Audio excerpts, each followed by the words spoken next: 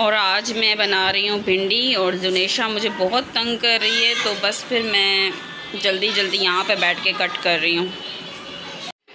तो फ्रेंड्स, ये मुझे बनाने देंगी भिंडी या नहीं मुझे नहीं पता, पर अभी हम नाश्ता तो बना लें।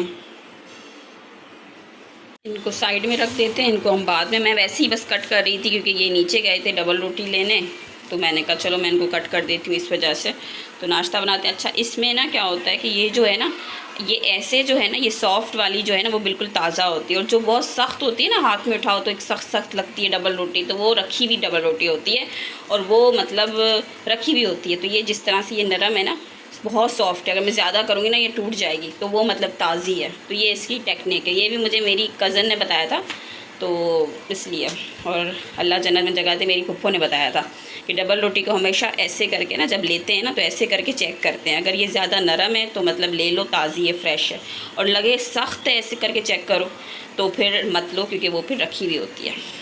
तो चलें हम अपनी डबल रोटी गरम करते हैं।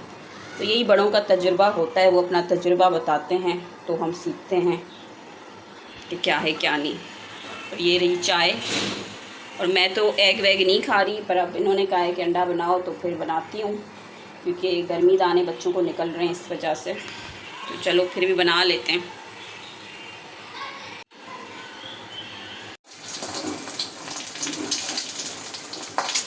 तो जी नाश्ता बन गया है, ठीक है जी, बस मैं इनको देती हूँ, फिर मैं आके करती हूँ। और ये जिमल के लिए मैं थोड़ी सी यूँ खाती तो वो नहीं है डबल रोटी, पर चलो ट्राई करते हैं।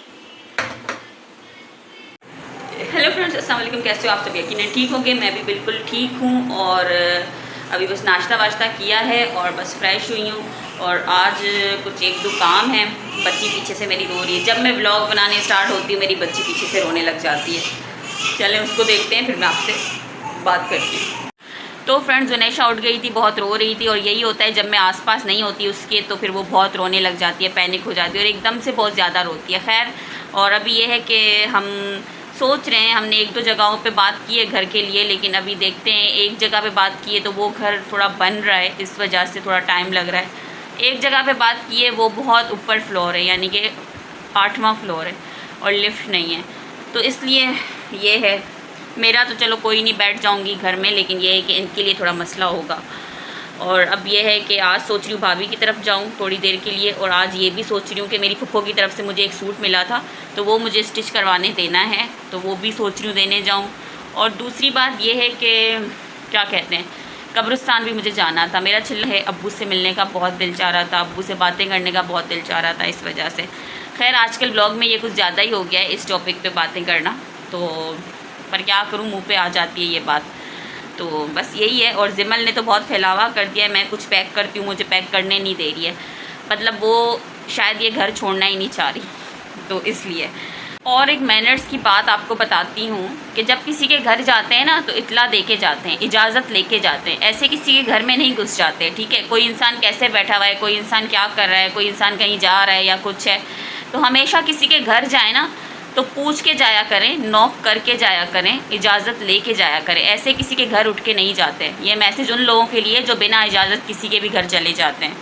खैर, और बस ये कहूँगी कि आपको अपनी औलादें तो औलादें लग रही हैं ना, तकलीफ़ होती है जब अपनी औलादें दूर होती हैं, पर कभी आप लोगों ने ये सोचा है कि जो बाप अपनी बेटी निकाल के दे देता है, जिसको उसने 24, 25, 26, 27, 28 साल पाला होता है, वो जब अपना जिगर का टुकड़ा निकाल के देता है तो उस पर क्या गुजरती होगी? कभी ये सोचा है? नहीं सोचा ना, तो सोचिएगा ज़रूर कि एक लड़की अकेले जाती है किसी के घर में, अपने साथ फ़ौज लेके नहीं जाती। खैर, बस ये कहूँ कि अल्लाह हर लड़की के नसीब अच्छे करे, और जब आप अपनी औलादों को अपनी औलाद समझते हो ना, तो दूसरों की औलादों को भी अपनी औलाद ही समझा करो। बहरहाल, अभी अपना दिन स्टार्ट करते हैं, और बस बैठे बैठे मेरे दिमाग में ऐसी बातें आ जाती हैं, क्योंकि आसपास माहौल ऐसा चलता है ना, आसपास लोग ऐसी हरकतें करते हैं तो बंदा बोलने पे मजबूर हो जाता है। खैर, मेरा दिल तो मर चुका है एक तरीके से। मैं अभी अगर जी रही हूँ ना तो सिर्फ अपनी 2 बेटियों की वजह से जी रही हूँ, वरना लोग आपको ना अंदर से मार देते हैं। बस मैं कहूँगी आपका अच्छे लोगों से पाला पड़े, अच्छे, और जो आपकी कदर करें, आपकी इज़्ज़त करें। इज़्ज़त बहुत बड़ी चीज़ होती है, और जहाँ आपकी इज़्ज़त नहीं ना, वहाँ आप वहाँ रह नहीं सकते हो, तो इस वजह से।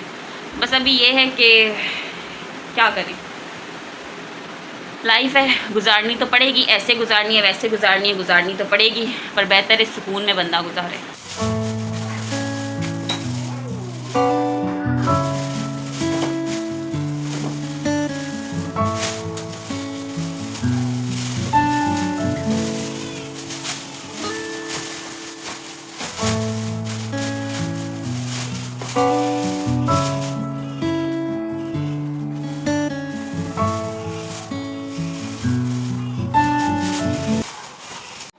और ये जो आप देख रहे हो, ये सामान पैक करना कोई आम बात नहीं होती, ठीक है। इस पे मेहनत लगती है, पैसे भी लगते हैं। ये शॉपें बार बार लेना रखना फट जाती हैं, ठीक है। और शिफ्टिंग करना इधर से उधर, उधर से उधर। लोग तो बोल देते हैं कि चले जाओ, निकल जाओ, ये वो वॉटेवर, जो भी, मैं तो बात भी नहीं करना चाहती इस टॉपिक पे। लेकिन खैर, उसके पीछे ना ये मेहनत लगती है। ये ऐसे नहीं हो जाता चुटकियों में, यहाँ नौकर नहीं खड़े हुए किसी के या कुछ। ये सब मुझे खुद ही करना पड़ता है इस हालत में, ठीक है। बच्चों को भी संभालना और कुछ पता भी नहीं कि कहाँ रहना है, क्या करना है। लोग तो एक सेकंड में बोल देते हैं भाई चले जाओ, निकल जाओ, ये है वो है, पता नहीं क्या क्या। लेकिन ये जो सब पैक करना पड़ता है ना, आपका सामान कभी कहाँ पड़ा होता है, कोई कहाँ पड़ा होता है, कोई चीज़ कहाँ पड़ी होती है, ये सब चीज़ों को भी देखना पड़ता है। तो एहसास किया करें, और अगर एहसास नहीं है ना तो अल्लाह ही हिदायत दे। खैर, लगी भी हूँ, कर रही हूँ, कुछ तो कहीं तक तो पहुँचूँगी। और फ्रेंड्स, दिखाती हूँ, मुझे पप्पो की तरफ से ये वाला सूट मिला था जो कि मैं कह रही थी कि स्टिच करवाऊँगी। यहाँ पे दर्जन वगैरह ना बहुत ही महंगे सीती हैं कपड़े। इसका दुपट्टा बड़ा प्यारा है। ये कलर, मेरी पप्पो को इस तरह के कलर पसंद है, तो ये वाला सूट है। इसको मैं स्टिच करवाऊँगी, तभी समझ आएगा कि ये सूट है किस तरीके से। तो इसको स्टिच करवाएंगे, फिर पहनेंगे। अभी मैं पैकिंग कर रही थी ना, सामान पैक कर रही थी, तो अभी मैं सामान को डाल रही थी, पैक कर रही थी, तो मुझे दिखा, मैंने कहा इसको स्टिच करवा के फिर पहनेंगे। अभी मैंने इसको भी फ्रेश करवाया हुआ है, नहलाया धुलाया है, और इनको भी फ्रेश करवाया है, नहलाया धुलाया है। कपड़े बनाती हैं, है ना। और ये मैंने दोबारा मंगवाया है, और मेरा हैदराबाद में भूल आई थी, और इससे पहले भी मैं वहाँ भूल आई थी। अब ये मैंने दोबारा से मंगवाया है। अब ये मैं कहीं ना भूलूँ, तो पॉप का यूज़ करती हूँ। 1 मिनट दिखाती हूँ आपको, पहले भी दिखाया था मैंने, ये रहा। और फ्रेंड्स, अब्बू का 12वां था, तो बस फिर यहाँ बिरयानी वगैरह भाभी डाल के दे रही थी, और मुझे कब्रिस्तान जाना था अब्बू के पास, तो मैंने कहा कि मैं लेके जाती हूँ साथ में अपने, वहाँ बाँट दूँगी। तो वहाँ पे बहुत ज़्यादा लोग होते हैं, तो वहाँ बाँट दी। खैर से कुरान खानी करवाई थी मदरसे के बच्चे मंगवा के, तो वो भी हो गई खैर से।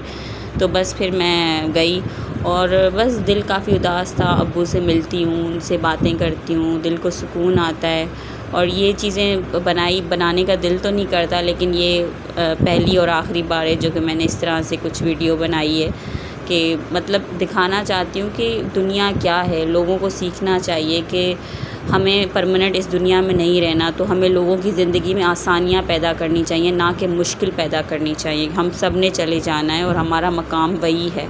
तो बेहतर है कि हर किसी को अपनी ज़िंदगी गुजारने का हक़ है, और हर किसी को सुकून की ज़िंदगी गुजारने दें, ना कि उनकी ज़िंदगी में इंटरफेयर करें, ना कि उनकी जासूसियाँ करवाएं, ना कि उनके बारे में गलत बोलें, ना कि उनके बारे में झूठी बातें बोलें, क्योंकि सबको एक दिन हिसाब देना है अल्लाह की अदालत में।